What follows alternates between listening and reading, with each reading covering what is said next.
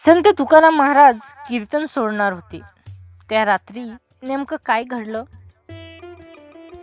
ज्याची वाचा हरी हरी त्याला नाही कशाची परी, ज्याची वाचा हरी हरी त्याला नाही कशाची परी. तुका म्हणे माझे काही नाही, पांडुरंगा तुझीच माया आहे सारी. भक्तांनो, आज आपण ज्या तुकाराम महाराजांना आज संत म्हणून पाहतो, ज्यांच्या अभंगावर आपण टाळ मृदंग वाजवतो, तेच तुकाराम महाराज एका रात्री इतके खचले होते की त्यांनी ठरवलं होतं, आता कीर्तन करायचं नाही, नाम घ्यायचं नाही. हो, ज्याच्या मुखातून रामकृष्ण हरी अखंड वाहत होतं, त्याच मुखाने एकदा मौन धारण करण्याचा विचार केला होता. त्या रात्री नेमकं काय घडलं? आज आपण ती हृदय पिलवटून टाकणारी कथा ऐकणार आहोत. नमस्कार मंडळी, स्वागत आहे तुमचे माझ्या सनातन धर्म या भक्तिभावने ओथांबलेल्या यूट्यूब चॅनलवर. मंडळी, चॅनलवर जर आपण नवीन असाल तर कृपया चॅनलला सबस्क्राईब करा आणि कमेंटमध्ये जय जय रामकृष्ण हरी नक्की लिहा. व्हिडिओला लाईक करा आणि शेअर नक्की करा. दुःखाची वादळं. संत तुकाराम महाराजांच्या आयुष्यात सुखापेक्षा दुःख जास्त होतं. देहू गाव, इंद्रायणी नदीचा काठ, पण घरात मात्र संकटांचा पूर. दुष्काळ पडला, व्यापार बुडाला, आई वडील गेले, पहिली पत्नी आणि मुलगा दुष्काळात गेले, घरात उपासमार, लोकांची निंदा. हा काय संत, स्वतःचं घर सांभाळता येत नाही.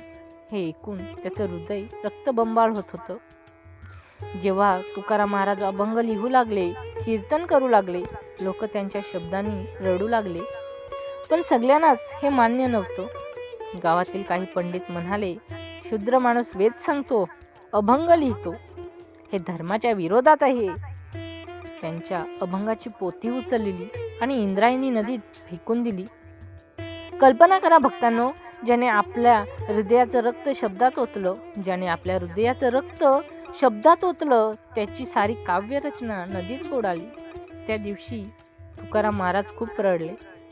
त्या रात्री सगळे झोपले होते. देहूगाव शांत होता. तुकाराम महाराज मात्र जागे होते.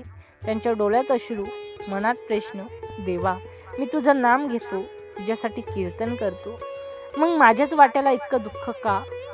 त्यांनी मनाशी ठरवलं, बस आता कीर्तन नाही, अभंग नाही, शांत बसायचं.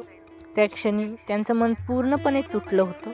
त्यामध्ये त्यांच्या घरातील संघर्ष. तुकाराम महाराज नामात तल्लीन, पण घरात अन्न नाही. लहान मुलं भुकेली. त्यांची पत्नी जिजाई म्हणायची, नाम नाम म्हणताय, पण घर चालवणार कोण? ती रागवायची, तक्रार करायची, कधी कधी कठोर शब्द बोलायची. आणि याच गोष्टीने संत तुकाराम महाराज आतून तुटायचे. एका दिवशी जिजाईने संतापाने विचारलं, देव तुमच्यासाठी काय करतो? आपल्या घरात भाकर आहे का? त्या क्षणी तुकाराम महाराज शांत झाले. डोळ्यात पाणी आलं. ते म्हणाले, जिजाई, देव आपली परीक्षा घेतोय, पण त्याने कधी सोडलं नाही. दुसऱ्या दिवशी इंद्रायणीच्या काठी काहीतरी अद्भुत घडलं. लोक धावत आले. नदीच्या पाण्यावर काहीतरी तरंगत होतं.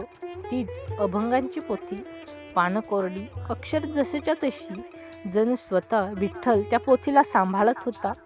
तुकाराम महाराज थरथर कापले. डोळ्यातून अश्रूंचा पूर वाहू लागला. त्यांना समजलं, देव माझ्या पाठीशी आहे. त्या रात्री त्यांनी कीर्तन सोडण्याचा विचार केला होता, पण दुसऱ्या दिवशी देवानेच उत्तर दिलं. भक्तांनो, कधी कधी आपणही खचतो. नाम जमत नाही, पूजा करायची इच्छा राहत नाही. आपण म्हणतो, देवा मी इतकी भक्ती करतो, तरी माझ्याच आयुष्यात दुःख का? पण तुकाराम महाराज म्हणतात, नाम घेता फुकटचा लाभ. पण तुकाराम महाराज म्हणतात, नाम घेता फुकटचा लाभ. दुःख म्हणजे शिक्षा नाही, दुःख म्हणजे परीक्षा. जसं सोने तापवल्यावर शुद्ध होतं, तसं भक्त दुःखातूनच तेजस्वी होतो. त्या रात्री जर तुकाराम महाराजांनी कीर्तन सोडलं असतं, अभंग लिहिणं सोडलं असतं, तर आपल्याला तुका म्हणे ऐकायला मिळालं असतं का? आपल्या वारीत टाळ मृदुंग दुमदुमले असते का? आपल्या हृदयात अभंगाचे शब्द जिवंत असते का? नाही. एक रात्र, एक निर्णय आणि संपूर्ण महाराष्ट्राचं आध्यात्मिक भविष्य बदललं. भक्तांनो, आज तुमच्या आयुष्यात जर अंधार असेल तर ही कथा लक्षात ठेवा. ज्या क्षणी तुम्ही हार मानता, त्या क्षणी देव तुमच्यासाठी काहीतरी मोठं घडवत असतो. तुकाराम महाराजांनी त्या रात्री हार मानली नाही, म्हणूनच आज आपण नाम गातो. चला शेवटी सगळे मिळून म्हणूया, विठोब रखुमई, विठोब रखुमई. जर तुम्हालाही कधी भक्ती खचल्यासारखं वाटत असेल तर हा व्हिडिओ पूर्ण बघा आणि कमेंटमध्ये लिहा, तुका म्हणे देवा माझीही परीक्षा घे पण साथ सोडू नको. मिळूया लवकरच पुन्हा एका नवीन विषयावर. तिथपर्यंत पाहायला विसरू नका सनातन धर्म, जिथे भक्ती आणि माहिती. जय जय रामकृष्ण हरी.